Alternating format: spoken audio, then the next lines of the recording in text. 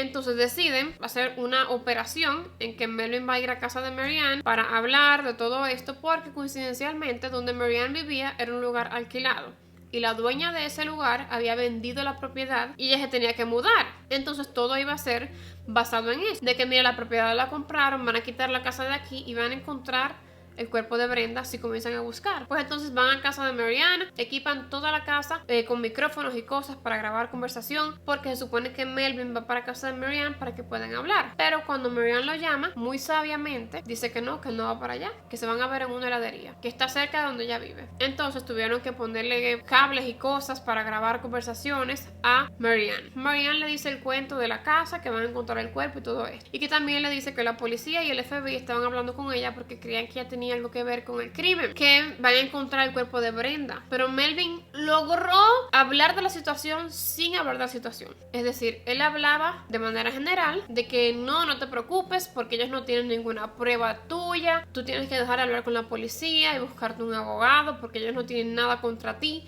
deja que yo maneje todo esto, bla bla bla, tú no hables nada, que yo voy a ser el que voy a hablar yo. Además, aunque ellos levanten todo el terreno ahora y quieran quitar la casa y levantar todo y construir otra cosa ahí, no van a encontrar absolutamente nada porque está muy profundo. Obviamente, por el contexto se sabe que él está diciendo que el hoyo donde está Brenda está muy profundo, pero como él no dijo verbalmente el hoyo donde está Brenda está muy profundo, sino que solamente dijo está muy profundo, pues entonces eso va a ser un problema a la hora de utilizar ese audio como evidencia y lo van a ver luego. Al final no consiguieron nada, buscaron en el patio de la casa de Marianne donde ella dijo que estaba el cuerpo y evidentemente encontraron el cuerpo dentro de bolsas plásticas en posición fetal. Todo esto 15 meses después de que había desaparecido Brenda, o sea que ya estaba totalmente descompuesta. No había mucha evidencia en el cuerpo de ella que hubieran encontrado de haber encontrado el cuerpo mucho tiempo antes, pero ya en este estado no había nada de evidencia.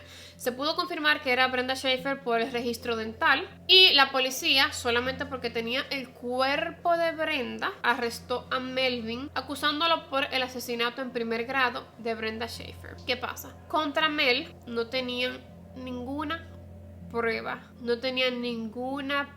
absolutamente nada, porque el cuerpo de Brenda no tenía ninguna evidencia que lo vinculara al caso. Todo era circunstancial y todo era lo que decía Marianne, porque de haber encontrado las fotos ya tuvieran una prueba real de que él fue que lo hizo, pero las fotos no se encontraban por ningún lugar y las joyas tampoco. Entonces, durante el juicio, la defensa de Melvin lo que dijo fue que Marianne era una exnovia loca, estaba obsesionada con Mel y que ella mató a Brenda por celos, porque Melvin se iba a casar con ella. O sea, tipo, si tú no eres mío, no vas a ser de ella. Por eso la mató. A todo esto, tengo que decir esto antes de continuar. El juicio de Melvin por el asesinato de Brenda se retrasó muchísimo. Durante ese retraso salió a la luz pública el audio que se grabó cuando Marianne estaba hablando con Melvin. Por ende, todo el mundo comenzó a hablar de este caso, se conocía bastante y el abogado de Melvin dijo, el juicio no se puede hacer aquí en Louisville, Kentucky, porque ya la gente está en contra de él, ya hay demasiada atención mediática en contra de Melvin, entonces no va a ser un juicio justo. Lo que sucede en muchos juicios, ¿ok? No es como que sea específico de este caso, sino que esto sucede mucho. Entonces movieron el juicio a otro pueblo de Kentucky. Pero durante este tiempo en que se fue retrasando, Melvin estaba preso, ¿bien? Así que tomen esto en consideración. Volviendo al juicio, cuando llega Marianne a testificar en contra de Melvin, ella llega, o sea, normalmente cuando tú vas a testificar a un jurado, tú quieres dar tu mejor impresión, tú te vistes de una manera para tú causar algo en el jurado. Pero Marianne llegó con una falda súper corta, con unos lentes que tenían arriba pestañas.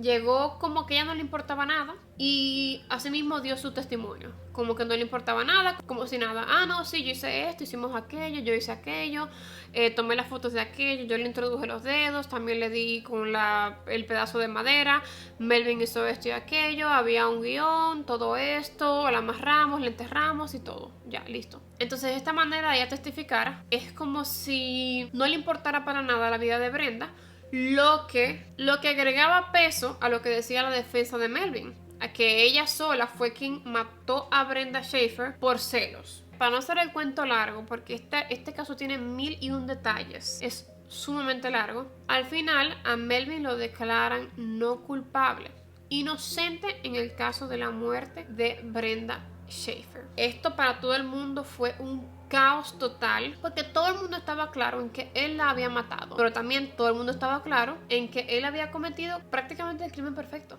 No había ninguna evidencia, y sin evidencias, lamentablemente, aunque haya 1001 pruebas circunstancial, sin evidencias tangibles, reales, no te pueden condenar de nada. Y en eso fue que se basó el jurado. Incluso cuando el juez le tocó hablar, luego de que ya se declaró inocente a Melvin, el juez dijo claramente que él le apena mucho que hayan llegado a ese veredicto, porque él piensa que Melvin es culpable, que el responsable de darle libertad o no a él era el jurado y no él. También el juez le envió una carta a la familia de Brenda pidiéndoles disculpas por el resultado de este juicio. Pero a pesar de que él fue encontrado inocente por el asesinato, se le encontró culpable por él haber mentido bajo juramento diciendo que Brenda y Mary Ann no se conocían. Durante todo este proceso legal, Melvin, para evitar que le quitaran la casa como parte de sus bienes, porque cuando tú estás en un proceso legal o estás preso, el Estado toma posesión de tus bienes, por lo que te quedas sin nada. Entonces él puso la casa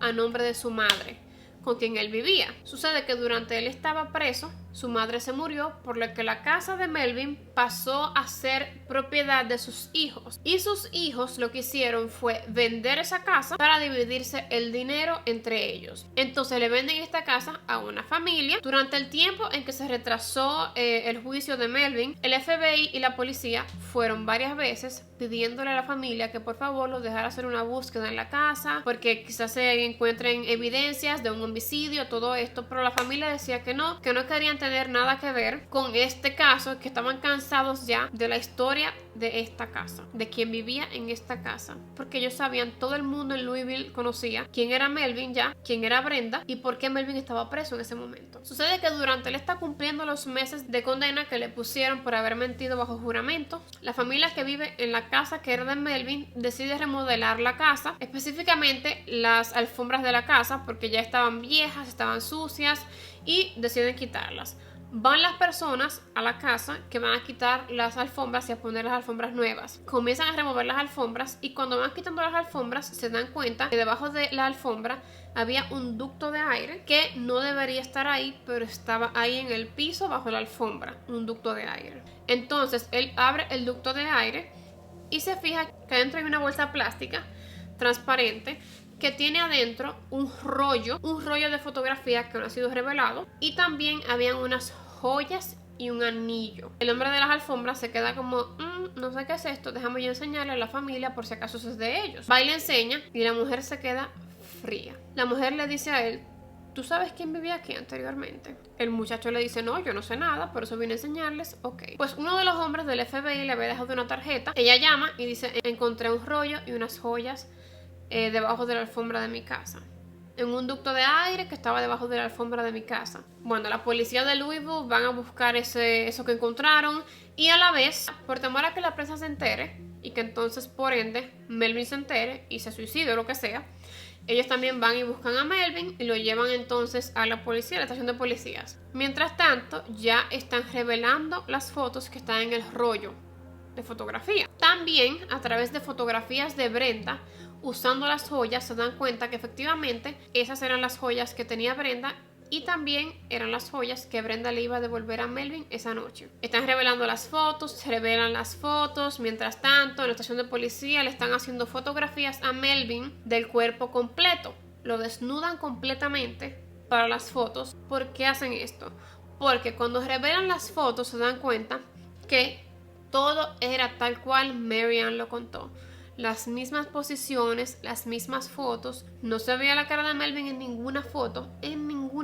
Entonces ellos dijeron, ok, vamos a identificar, vamos a probar que este es Melvin a través de los lunares que tiene Melvin en el cuerpo y las verrugas que tiene Melvin, y así como también los lugares donde él tiene vello corporal. Le hacen las fotos, desnudo, todo esto. Él estaba súper incómodo. La realidad es que la gente, los hombres que son controladores, egocéntricos y todo esto, como Melvin, son muy, muy inseguros. muy seguros y por eso actúan de la manera que lo hacen. Él estaba muy incómodo porque él no entendía por qué tenía que estar fotografiándolo desnudo, que cómo es posible todo esto. Bueno, y es entonces cuando la persona que está haciendo las fotos, una mujer de hecho, le dice, no, es que ya tenemos las fotos que te tomaron cuando tú estabas matando a Brenda y cuando la estabas violando, entonces tenemos que corroborar todo esto. Se lo dice como muy natural, como que es una cosa cotidiana. Tenemos las fotos de cuando mataste a Brenda y tenemos que corroborar realmente con tus lunares si eres tú, así que necesitamos las fotos, pero ya, eso era todo, gracias. Melvin se puso blanco, se le fue la sangre de la cara, él no podía creer esto todavía. Pudieron comprobar que este que estaba en las fotografías era Melvin Ignatow. Es evidente que quien estaba también en las fotografías era Brenda, porque la cara de Brenda se veía claramente. Se veía su cara de sufrimiento durante le hacían todo esto. Eran fotografías muy gráficas. Pero de todas formas ya era muy tarde, porque ya a Melvin lo habían declarado inocente en el caso del asesinato de Brenda Schaeffer. ¿Y por qué era muy tarde? Y aquí es donde yo les voy a explicar por qué razón. Parte de la Quinta Enmienda de Estados Unidos dice que una persona no puede ser juzgada 2 veces por el mismo delito. Es decir, si yo mato a fulano hoy y mañana me declaran inocente, yo soy inocente ya para siempre de esto. Para siempre. A pesar de que 3 días después encuentren evidencia física, tangible, real, de que yo fui que maté a fulano, ya a mí no me pueden volver a llevar a juicio por la muerte de fulano, porque ya yo fui declarada inocente. Por más evidencia que encuentren, ya yo fui declarada inocente. Esto se hace para proteger también a los ciudadanos de malas prácticas de abogados o de personas que quieren hacer cosas maliciosas contra los ciudadanos. Por esto se hace, es básicamente para proteger, pero es un arma de doble filo. Pero, ya que no podían condenarlo, lo que hicieron fue lo siguiente. ¿Recuerdan el juicio, el primer juicio en el que Melvin estuvo, que fue por la carta que envió el jefe de Brenda? Durante ese juicio, él había dicho que él no había matado a Brenda Schaeffer, que él no era culpable y que él nunca le hubiera puesto un dedo arriba. Él dijo esto bajo juramento. Entonces, culparon a Melvin de haber mentido bajo juramento sobre el asesinato de una persona. Pero de esto no hicieron juicio para evitar que esas fotografías de Brenda salieran al conocimiento público. Eran fotografías sumamente gráficas. Y para evitarle todo esto a la familia, tener que revivir esto, ver las fotografías de Brenda durante su violación, tortura y muerte, no hicieron un juicio. Lo declararon culpable por esto, por haber mentido bajo juramento sobre haber matado o no a una persona, y lo condenan a 96 meses de cárcel, es decir, 8 años de prisión. Pero también Melvin fue obligado a decir ante la familia de Brenda, todo esto ya fue, es como si hubiera habido juicio, pero no hubo juicio. Se trató como si fuera un juicio, pero no era un juicio en sí, sino era para que él ya dijera frente a la familia de Brenda, yo maté a Brenda. Entonces esto sucedió y él le dijo al hermano de Brenda, que era el único que estaba vivo ya, porque su familia completa había muerto en cuestión de pocos años ya. Él le dijo, mientras estaba el hermano de Brenda presente, el 23 de septiembre del 1988, yo tomé a Brenda Schaeffer, la violé, torturé y luego la maté. También lo obligaron a decir cómo ella murió. Le dijo, no se preocupen porque ella murió en paz. No fue nada con dolor y ella no sufrió para nada. Porque yo la maté con cloroformo. Solamente le puse cloroformo aquí hasta que ella ya perdió la vida. Y murió pacíficamente. Esas fueron las palabras textuales de Melvin Ignatow. O sea, como tú no la ahorcaste para morir, ella murió pacíficamente luego de horas en que tú la violaste, la torturaste, la golpeaste. Luego de todo esto y para sorpresa de todo el mundo, de todo el que estaba siguiendo este caso, Melvin comienza a cumplir su sentencia, pero luego lo dejan ir temprano. ¿Por qué lo dejan ir temprano? Por buena conducta. Y Melvin fue liberado en diciembre del 2006, cuando tenía 68 años. Luego de esto, Melvin volvió a Louisville, como si nada, a vivir su vida. En septiembre del 2008, un vecino donde vivía Melvin tenía tiempo queriendo contactarlo, pero no podía, así que fue a su casa y entró a buscar a Melvin a ver si le había pasado algo o lo que sea, y se encuentra con una escena que muchos llaman karma, otros les llaman destino, otros les llaman justicia divina, como le quieran llamar. Melvin estaba muerto entre el pasillo y su habitación. Él estaba muerto, tirado en el piso, lleno de sangre, repleto de sangre. ¿Qué le había pasado a Melvin? Melvin en ese momento tenía 70 años de edad. Él, al parecer, había tropezado. Él se había caído sobre la mesa que estaba en su sala. Una mesa común y corriente, como la misma mesa de la que él amarró a Brenda para torturarla y violarla. Lo único diferente es que la mesa que tenía Melvin en su sala era de cristal. Y cuando él cayó sobre esa mesa, que cayó de frente, pues obviamente la mesa se rompió y los cristales le partieron la cara, le clavaron en distintos lugares y él se paró intentando buscar quizás un teléfono, es lo que presumen las autoridades, porque se ven como manchas en la pared de que él estaba tratando de caminar y las paredes se quedaban manchadas de sangre, pero al final cayó en el piso y murió desangrado luego de haber caído en la mesa de su sala. Los vecinos de Melvin decían que él pedía a Dios, a Jesús, todos los días que vinieran a tomarlo porque él no quería seguir viviendo todo esto, que solamente voceaba y gritaba que por favor ya se acabara este martirio y que vinieran y se lo llevaran y todo esto, porque al parecer él estaba viviendo un martirio. Él tenía mucha culpa, porque al parecer durante sus años en la cárcel él se había convertido al cristianismo y ya él estaba entregado al Señor y todo lo demás. Y bueno, mis amores, luego de un caso sumamente extenso, hasta que ha llegado el caso de hoy, se imaginarán que me duele la mandíbula de tanto hablar. Yo no sé de cuánto, yo tengo que tener como 2 horas, déjame ver, tengo que tener 2 horas y media grabando este caso.